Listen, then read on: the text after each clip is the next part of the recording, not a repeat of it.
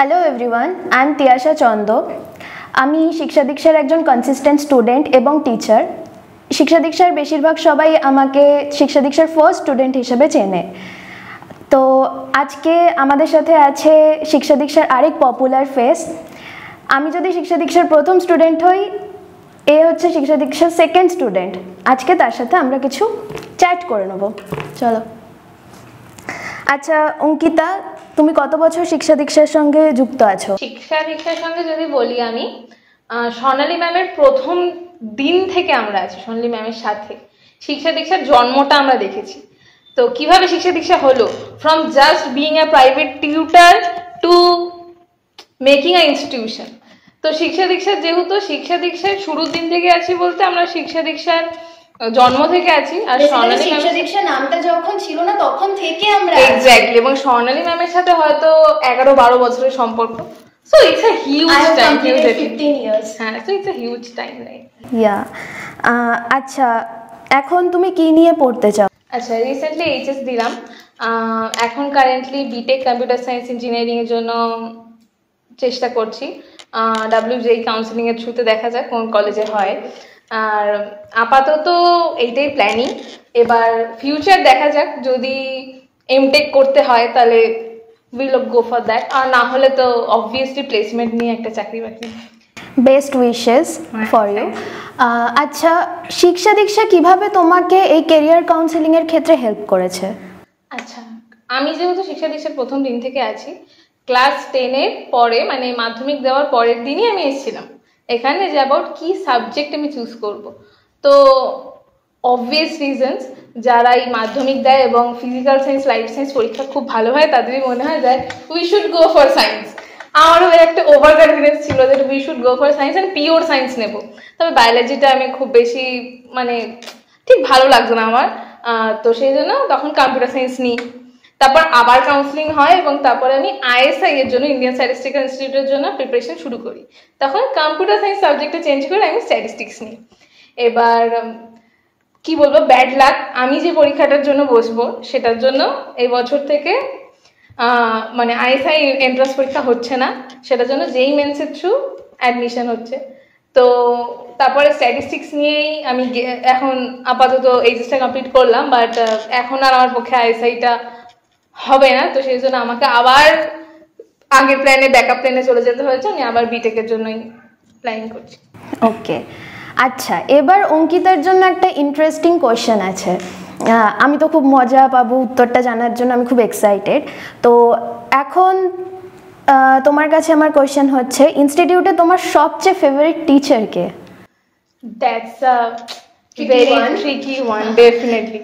কারণ সত্যি কথা যদি বলি, ইনস্টিটিউটের প্রত্যেকটা টিচার, আমরা তো সবাইকে দেখেছি অ্যাকচুয়ালি যারা টিচার হিসেবে জয়েন করেছে, এবং তাদের কাছেও আমরা মানে আমাদেরকে সবাই রত্ন বলছে। এইটা যে ফিলিংসটা যে সবাই রত্ন বলছে, তো সেই জন্য কি Swarnali ma'am will be our favourite. কিচ্ছু করার নেই, মানে আমাদের she is a mother, she is our best friend, like she is everything.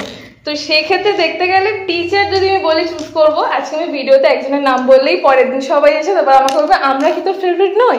So this is very tricky question, but still আমরা জানতে চাই যে কোনো একজনকে পিক করতে হবে। তো স্বর্ণালী ম্যামের পর যদি কেউ হয়, he is one of the best and he will be the best, hands down Satyajit sir.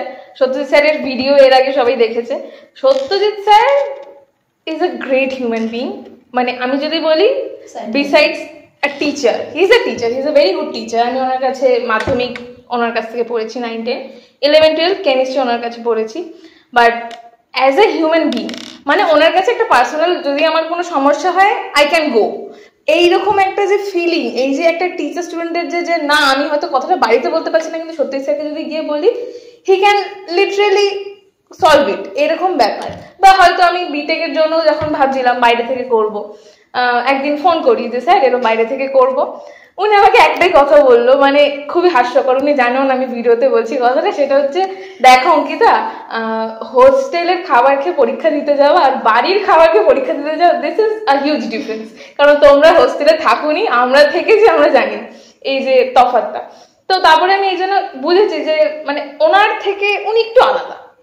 ওনার সাথে থাকা যায়, ওনার সাথে মানে মানে উনি ঠিক টিচার নয়, মানে ওনার সাথে যে সম্পর্কটা, উনি সেই টিচার স্টুডেন্টের সব রকমভাবে মেশা যায়, ওই সে ভাইব ম্যাচ বলে না একটা, যে একটা ভাইব ম্যাচ হয়। তো Satyajit sir will be the best মানে আমার জন্য, এবং আমি ইন্সপিরেশনও ওনাকেই ভোটিং করাই, সবাইকে দিয়ে দিয়ে গিয়ে গিয়ে যে সত্যজিৎ স্যারকেই টিচার অফ দ্য ইয়ার করতে হবে, কিছু করার নেই।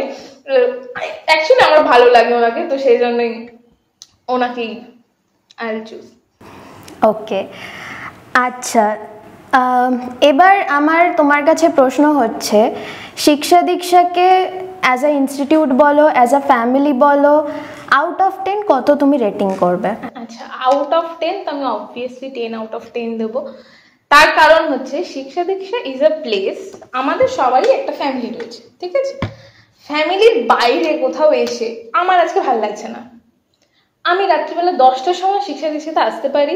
I can talk to Sonali ma'am, I can talk to Rubaida, I can talk to Rahul da, and I am free. এই যে একটা ব্যাপার, এইটা শিক্ষা দীক্ষাতে আছে। এটা আমি অনেক জায়গায় পড়েছি, বহু জায়গায় পড়েছি, কিন্তু এই ব্যাপারটা সেখানে নেই। সেখানে একটা ইনস্টিটিউট, পড়াশোনার সাথে তোমার সাথে পড়াশোনার সম্পর্ক, হ্যাঁ, এই ফর্মাল সম্পর্ক। আমি সব জায়গায় এটা বলি, আমাদের বায়োলজিক্যাল ফ্যামিলিতে যেটা শেয়ার করা যায় না, সেটা শিক্ষা দীক্ষায় এসে শেয়ার করা যায়। তো শিক্ষা দীক্ষাকে আমি অ্যাজ এ ইনস্টিটিউট হিসেবে দেখি না, দিস ইজ মাই ফ্যামিলি। এবং এই বছর আমরা যতগুলো, হ্যাঁ ডেফিনেটলি আওয়ার ফ্যামিলি, তো এই বছরে যতগুলো আমাদের প্রোগ্রাম হয়েছে হিসাব মতো, এখন আমরাও এক্স স্টুডেন্ট, বাট তাও মানে এখানকার স্টুডেন্টরা বলবো, এখানকার টিচার্সরা বলবো, দে নেভার মানে লেট আস ফিল দ্যাট আমরা এক্স স্টুডেন্ট। প্রত্যেকটা প্রোগ্রামে আমাদেরকে ডাকছেন, প্রত্যেকটা প্রোগ্রামে that please come do participate, we will miss you. এই যে একটা ফিলিংটা, যে এখানে শিক্ষা দীক্ষা একটা হার্ট টু হার্ট কানেকশন আছে, সেটা অন্য জায়গায় পাওয়া যায় না। অবশ্যই। আচ্ছা, what's the best part of শিক্ষা দীক্ষা অ্যাকর্ডিং টু ইউ?